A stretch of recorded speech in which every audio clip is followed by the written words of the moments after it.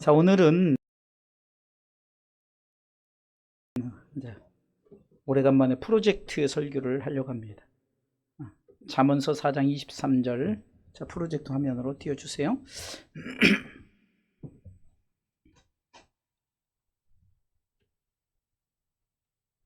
자, 같이 말씀 읽어볼까요? 시작. 무릇 지킬 만한 것보다 더욱 내 마음을 지키라. 생명이 크노니 이에서 나음이니라. 아멘.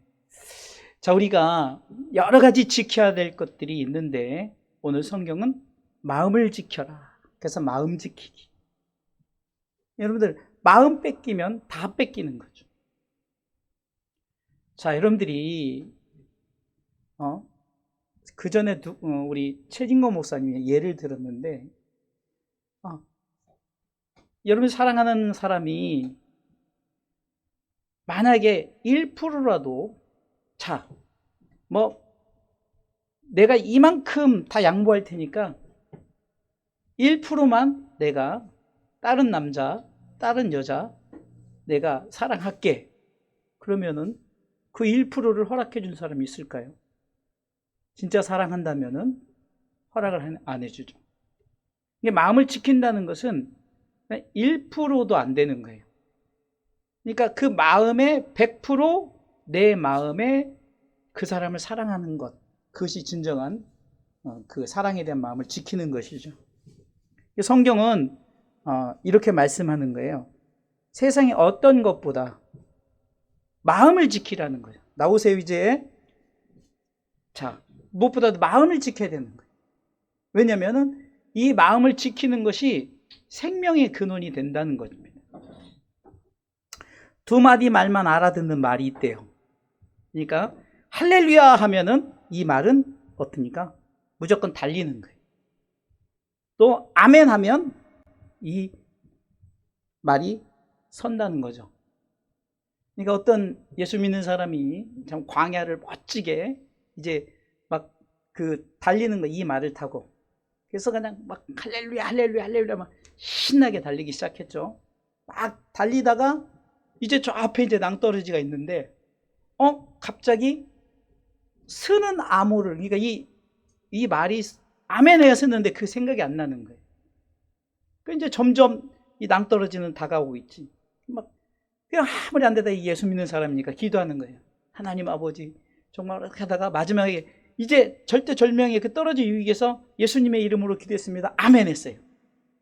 그래가지고 너무 좋아가지고 이 예수 믿는 사람이 할렐루야 했다는 거예요. 그러니까 뭐냐? 결국은 할렐루야 한 말에 아멘 했다가 섰는데 다시 할렐루야 해가지고 또 달려가지고 떨어졌다는 그런 말이 있는데, 그러니까 말의 마음을 우리가 표현을 한 거죠. 이 말은 지금 예화를 든 이 말은 그냥 할렐루야하고 아멘만 알아듣는다 이렇게 말을 했지만 실질적으로 이 말의 마음이 뭐 그런 건 아니죠. 자, 그러면 마음이란 히브리에서 뭐라고 말하느냐? 히브리에서 이 마음이를 뭐라고 말하냐면 한번 보겠어요. 뭐라고 말한다고요? 심장이라고 말해요. 심장. 이게 우리가 하트라고 그러죠. 하트. 심장. 자, 그러면 이 심장이 만약에 죽었다. 그럼 어떻게 됩니까? 결국은 심장이 멈추면 죽었다고 말하고 또 이 죽었다는 표현을 뭐라고 말합니까? 만약에 죽으면 마음이 있고 없고의 차이에, 그러니까 심장이란 이 뜻을 봤을 때는 마음이 죽으면 심장이 멈추면 죽은 거고 심장이 살아있으면 살아있는 거죠.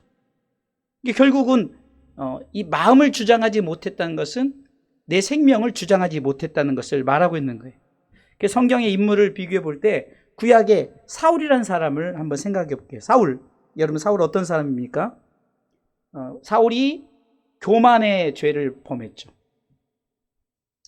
그러니까 자기가 기념비를 세우고 자기가 최고다는 죄를 지었어요.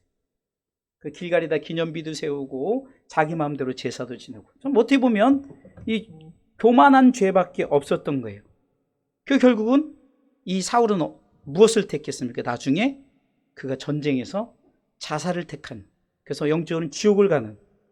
그러면 이 다윗은 어땠습니까? 다윗도 똑같이 간음죄를 저했어요. 어떻게 보면 다윗은 더 안 좋은 죄를 졌죠. 우리가 보기에는 죄의 진로 볼 때 우리가 교만은 누구나 할 수 있잖아요.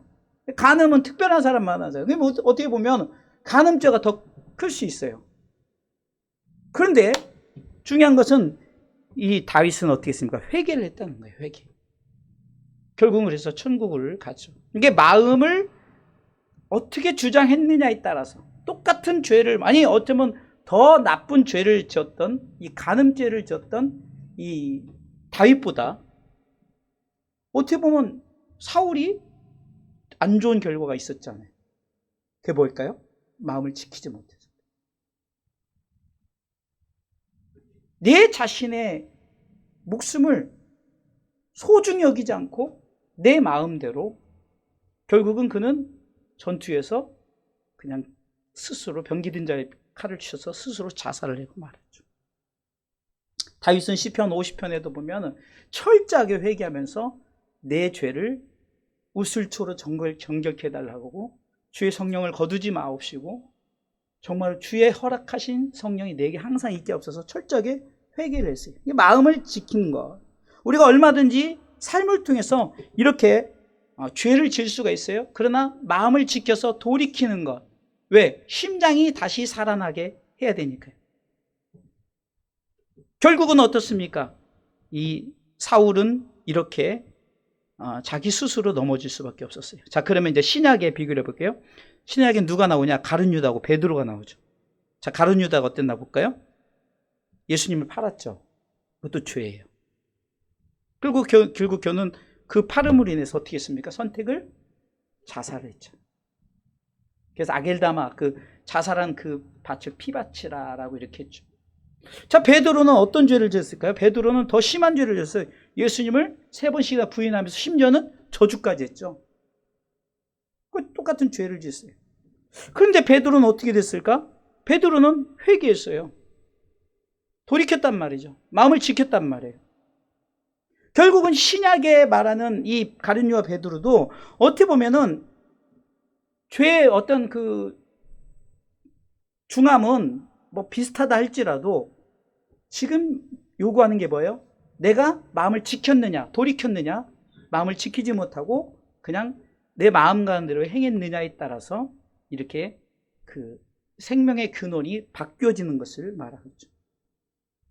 결국 이 구약에 말했던 이 사울 왕과 다윗 왕을 비교해 볼 때도 결국 사울 왕은 마음을 지키지 못해서 자살을 했고, 또 가룟 유다도 마음을 지키지 못해서 자살을 했고, 그런데 구약의 다윗과 베드로는 마음을 돌이켜서 회개를 했다는 거죠. 결국은 다시 돌이키게 되었다는 거예요. 자, 그 마음을 지키지 못한 결과, 자, 두 가지로 나뉘어지죠. 어떻게 나뉘어질까요? 결국은 이렇게 천국과 지옥으로 나뉘어진 것을 우리가 볼 수 있죠. 그래서 오늘 본문은 이렇게 말하는 거예요. 마음을 왜 지켜야 될 이유가 있느냐? 이렇게 생명의 근원이 나뉘어진다는 거죠. 천국과 지옥. 여러분들 신앙생활하면서 오늘 오전에도 설교를 했지만 참으로 우리가 안타까운 게 뭐냐? 우리가 내 마음을 지키지 못한 것이 내 환경에 의해서, 내 주변에 의해서 넘어지는 거예요. 이 주변에서 이렇게 말하면은 내가 그런가 보다 하지만 어떤 마음을 지키라고 했어요? 나는 예수 안에서 더 이상 죄인이 아니다라는 것을. 이게 내가 예수 안에서 죄에서 해방된 삶, 의의 병기의 삶, 또한 순종의 삶을 살아가면 이렇게 두 가지로 나뉘어질 때 천국과 지옥으로 나눌 때 우리는 천국에 설 수 있다는 겁니다. 자, 그러면 마음을 어떻게 지킬 수 있나를 한번 보겠습니다. 자, 크게 한번 읽어볼까요? 시작. 믿음이 있어요. 여러분, 참 믿음. 참 가끔 이렇게 목사님들끼리 모였을 때도 믿음 얘기하면 목사님들이 다 꿀먹은 벙어리처럼 믿음의 정의를 내리지 못해요. 뭐 믿음의 정의가 있겠어요. 근데 아마 제가 옛날에 한번 그 설교를 한 적이 있는데 도대체 믿음이 뭐냐? 믿음이란 영어로 뭐랄까요? faith죠. 자, 스페링이 F-A I-T-H 이렇게. 그러니까 이니셜을 보면 F-A-I-T-H 이렇게 faith 이렇게 나왔는데 아마 전에 한번 제가 몇 번 이 얘기는 했을 거예요. 자, 그러면 이 믿음이 무엇일까를 한번 보겠습니다. 자, 믿음, faith, F. 한번 해볼까요? 자, 영어로 뭘 쓰이죠? forsake. 자, 뜻은 뭘까요? 한번 보겠습니다. 버리다. 자, 또 그냥 바로 보세요. A. all. 뭐죠? 전부. 자, T. I. 말 그대로 I는 나죠. 나 자신. 그 다음 T. take. 뭐죠? 취하다. 내가 붙잡다 이거죠. 그러면 H. 뭘까? 힘. 그분. 예수. 그러니까 이니셜로 그냥 재밌게 표현을 하면 한마디로 이 믿음은 뭘까? 이거예요. 한번 읽어볼까요? 나 자신의 전부를 버리고 그분 예수 그리스도만을 붙잡는 것이다. 이렇게 정의를 내릴 수가 있죠. 믿음은 바로 이 faith, 영어의 이 앞에 이니셜만 가지고 봤을 때 나 자신의 전부를 버리고 그분 예수 그리스도만을 붙잡는 것. 이게 그분만 믿는 것이죠. 이게 오직 예수밖에 없다는 거예요. 믿음은. 그러니까 믿음에 대해서 장황하게 여러분들 이러쿵저러쿵 설명할 필요가 없다는 거예요. 믿음은 그냥 나 자신의 전부. 여러분들 전부란 게 뭐죠? 때로는 내 가정일 수도 있죠. 근데 여기서 뭐 가정을 버리라 이런 말은 아니죠. 그러니까 뭐라고 했어요? 생명의 근원이 이어서 나는 것이 우리가 믿음이라고 보면 이 믿음이 무엇이 최고의 중요성을 갖고 있는가? 예수 그리스도를 믿는 믿음. 그래서 갈라디아서 2장 20절에 바울이 고백하는 거잖아. 아까도 읽었죠. 내가 그리스도와 함께 십자가에 못 박혔나니 이제 내가 산 것 아니요 내 안에 예수님께서 사신 것이죠. 그 내가 살아가는 목적은 예수 그리스도를 믿는 믿음 안에서 살아간다라고 고백하게 되는 겁니다. 그러니까 예수 그리스도를 믿는 믿음, 이것이 세상의 그 어떤 것보다 중요하다는 것을 말씀하고 있는 거예요. 그러므로 믿음은 다시 한번 시작. 나 자신의 전부를 버리고 그분 예수 그리스도만을 붙잡는 것이다 라는 거죠.